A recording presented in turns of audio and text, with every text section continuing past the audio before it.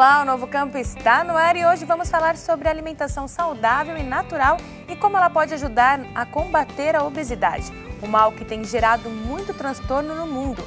Então fique ligado que o Novo Campo começa agora.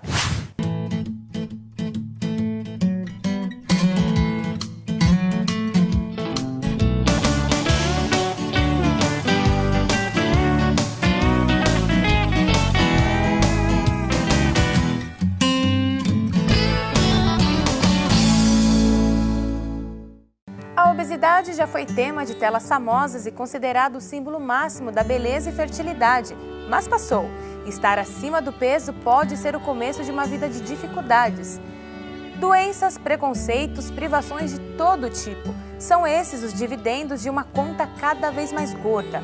O número de obesos do Brasil aumenta em ritmo acelerado e traz prejuízos pessoais e altos custos para a saúde pública.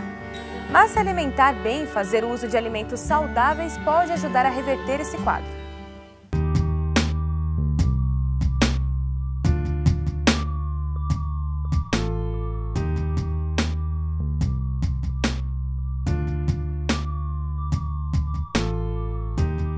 Existe muito prazer nesse ato simples, mas crucial para as pessoas: comer. Por mais que tenha se adaptado ao longo do tempo, esta é uma cena tão antiga quanto a própria humanidade. Comer traz uma experiência sensorial intensa para as pessoas. Pode gerar uma sensação de conforto, tranquilidade, muitas vezes também uma sensação de culpa. Pois é, comer afeta o humor e pode alterar até o nosso estado de espírito.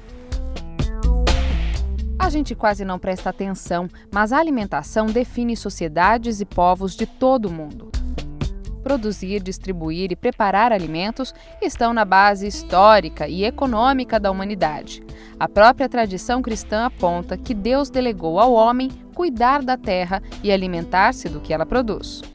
Nos dias de hoje, existem estruturas poderosas que estão de olho em nossa relação com a comida.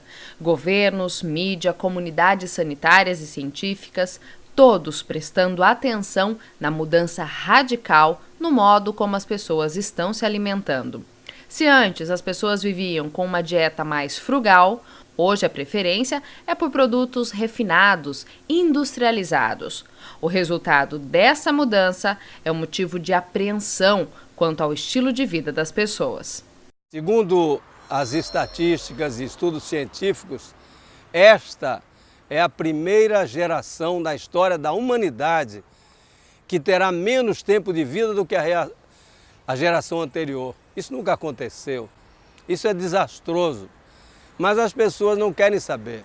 Desde crianças, as festas são na lanchonete famosa, que a maioria das pessoas conhece, e ali só tem carboidrato refinado, massa refinada, e gordura, carne.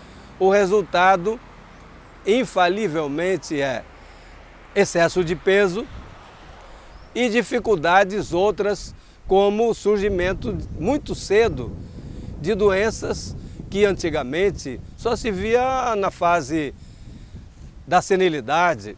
Hoje nós vemos jovens com diabetes, jovens com AVCs, derrame. A variedade dos alimentos aumentou. Surgiram técnicas de conservação e refrigeração, a vida útil dos alimentos se estendeu e a escassez de comida diminuiu. A fome foi reduzida. Mas surgiu uma outra preocupação para as autoridades médicas: as doenças provocadas pela dieta pobre em nutrientes e com excessiva oferta de calorias. É importante que as pessoas se conscientizem de que o cuidado para com a saúde deve ser tomado não somente depois que a pessoa já alcançou 40, 50 anos de idade e que já tem pressão alta, né? E que já tem a glicose de 115, 120. Além da fartura inédita de comida, a vida moderna trouxe um outro hábito: a falta de exercícios. Se antes o trabalho era braçal, hoje é com o cérebro. As pessoas vivem e trabalham em bolhas comerciais, sejam lojas ou escritórios.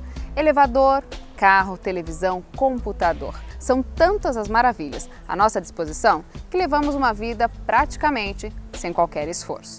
Muito embora isso seja sensacional, traz um sinal de alerta que vem chamando a atenção de todo o mundo. A união do excesso de comida com a escassez de atividade física é a base do que o mundo conhece por obesidade, um problema crônico responsável por algumas das mais temidas doenças da era moderna. Mas por que tanta preocupação com a obesidade? Especialistas apontam que ela está por trás de graves problemas na saúde das pessoas, como o câncer, o diabetes e a hipertensão. A obesidade é um problema epidêmico hoje no mundo, né? As pessoas, pelo seu estilo de vida, elas estão tornando-se progressivamente mais obesas e, consequentemente, essas pessoas estarão expostas a riscos de desenvolver doenças que são claramente ligadas à obesidade de uma forma muito importante. Então, nós vemos a obesidade como um problema muito sério, um problema que tem que ser encarado de frente desde a infância de um ser humano, né? Modificando os hábitos dietéticos para que esse indivíduo não chegue a tornar-se um indivíduo obeso e, consequentemente, com o risco de desenvolver várias doenças, inclusive câncer. E a obesidade se espalha pelo mundo. Segundo a Organização Mundial de Saúde, mais de 1 bilhão de pessoas são obesas, 15% da população mundial. E desse total, 300 milhões estão em países em desenvolvimento, como o Brasil. Por aqui, o IBGE apontou que 17 milhões de brasileiros são obesos, 10% da população. Existe um outro tipo de pessoa que é a obesa. Tem uma história de obesidade desde a infância, da adolescência. Então esse é um caso mais sério. A pessoa normalmente que tem excesso de peso na adolescência não se preocupa muito. Ela se vê gorda, gordo, e não leva isso a sério. Mas quando começa o sofrimento, as articulações, joelhos, pés, outros problemas correlatos, como diabetes, hipertensão, então a pessoa cai em si e vê que o mal precisa ser corrigido. Eu sempre gosto de pensar que, nestes casos, esta pessoa deveria procurar a raiz, a causa que a levou àquele quadro. Muitas vezes são traumas de infância, ausência, rejeição, problemas que, se não forem resolvidos, poderão ser feitas 1000 dietas. Isso não vai resolver o problema e vai ficar aquele efeito sanfona. O câncer é uma anomalia que assusta pessoas em todo o mundo. Segundo estudos internacionais, a doença causa cerca de 13% de todas as mortes no planeta. Os principais diagnósticos são no pulmão, no estômago, fígado, cólon e mama. O pior momento da vida de um indivíduo é quando ele está no consultório e ele vai entregar para o médico o resultado que está em um envelopinho fechado, que é o resultado de uma biópsia. Seja uma biópsia do estômago, uma biópsia da próstata, uma biópsia do cólon, né? E isso pode ser um câncer. Isso é realmente um problema muito sério na vida dos pacientes. Câncer ocorre por alteração do DNA das células.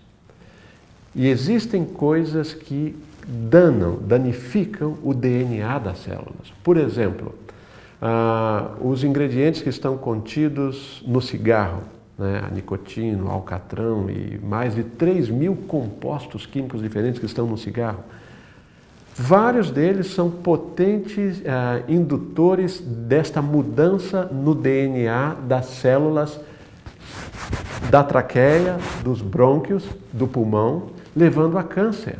Câncer na traqueia, câncer nos brônquios, câncer de pulmão. São fatores que modificam o DNA. Um outro exemplo muito interessante e que o grande público não chega a conhecer em profundidade, mas é muito importante que as pessoas conheçam. Câncer de cólon, câncer do intestino grosso, tem uma relação direta com o consumo de gordura de origem animal. com carne vermelha de uma forma muito mais particular. A relação da alimentação com o câncer tem ganhado cada vez mais notoriedade. Não é à toa, diversas pesquisas comprovam que os hábitos dos indivíduos têm mais importância em relação à doença do que os fatores genéticos. Nós somos o que comemos. Esta é a verdade mais objetiva. Você é o que você come. Então, se você come mal, você vai ficar doente. Você terá zero de defesas contra as enfermidades. E esta alimentação que nós vemos hoje, o fast food que está aí, está contribuindo para o enfraquecimento dessa geração que viverá menos do que a anterior. O dado alarmante é da Organização Mundial de Saúde. Em todo o mundo, estima-se que cerca de 240 milhões de pessoas sejam diabéticas. Isso representa 6% da população. No Brasil, 22 milhões de pessoas são afetadas pela doença. A diabetes, por definição, é o aumento, é o acúmulo da glicose no sangue. Essa glicose que deveria estar sendo colocada dentro das células, porque a glicose é o combustível da célula. Só que por um defeito, porque o pâncreas produz pouca insulina, ou por um outro lado, por uma resistência da ação da insulina nas células, essa glicose se acumula no sangue. Então, o paciente passa a ter a glicose alta, né? E isto pode gerar uma série de problemas, complicações as mais diversas, né? Incluindo as complicações infecciosas, né? Um paciente que seja um diabético, ele está mais propenso a desenvolver infecções nas extremidades. Não é tão raro hoje em dia você andar pela rua e ver as pessoas amputadas, né? Com amputação de um dedo, amputação do pé, amputação de uma perna, porque às vezes, por esse tipo de complicação infecciosa que ocorre, é preferível perder um membro que perder a vida, né? Então, as pessoas têm que focar na prevenção desta doença, prevenção com estilo de vida. Ingerir menos açúcar em todas as suas formas, né? Primariamente ou especialmente a forma adicionada do açúcar aos alimentos, né? O açúcar de cana, o açúcar refinado, né? Priorizar o consumo de açúcar complexo, como por exemplo o açúcar negro ou melado, né? Mas mesmo assim minimizar o consumo desse tipo de alimento. E ademais cuidar do seu peso. As pessoas têm que tratar de não estar acima do seu peso ideal, porque estar acima do peso é um outro fator que facilita e favorece a aparição do diabetes nas pessoas.